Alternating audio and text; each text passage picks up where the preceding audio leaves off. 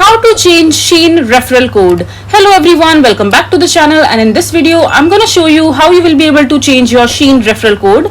So first of all you have to do is just open the Shein official website, and after that just simply log into your account. And once you're logged in into your account, all you have to do in order to change your referral code in the Shein website, just click on the profile icon from the top right section of your screen, and after that in the personal center you will be able to see different options like my account, asset, orders, concern and other options.